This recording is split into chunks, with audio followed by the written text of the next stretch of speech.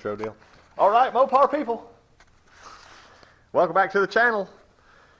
We got our 413, or Mike's got the 413, sitting in the 74 model D100, little hot rod truck. Call this video the 413 hot rod install update. It's got a lot of good items on it here. I want to show you.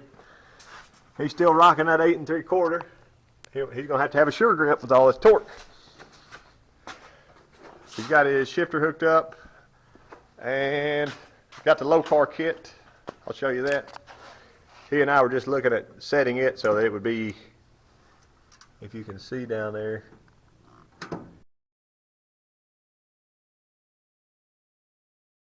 the kickdown lever will be wide open whenever the carburetor is wide open. We got a FBO plate kit ordered and the box that has the rev limiter. That should be in soon. He's working on pulleys. A lot of people talk about, because of this big thick balancer, you might have issues getting pulleys to align. So we're going to get that figured out. It's not a big deal. New transmissions in. Let me roll under and show you that. Can I show them? Sure. Okay. Got the TCI Super Street Fighter. Yep. All right. And the hooker headers. Aren't these hookers? Those are hookers. The high dollar hooker headers. If you want to see those. Ceramic coated. Ceramics. Our nice Milodon oil pan is not hanging down below the cross member. I'm really proud of that. He's got his transmission cross member cleaned up like brand new. And he's running a, I spotted that a minute ago. I don't know if you can see it. This B&M block-off plate for the Speedo.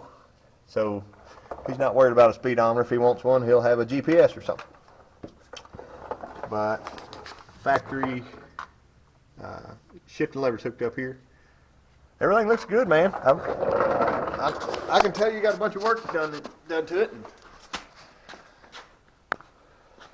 But there it is in the truck. He's ready to hear it go down the road soon. He's going to work on some big 3-inch exhaust. And I just wanted to give you all a quick update. So thanks, Mike, for letting me come up. And Anytime. we'll get it on the road soon. Sounds good.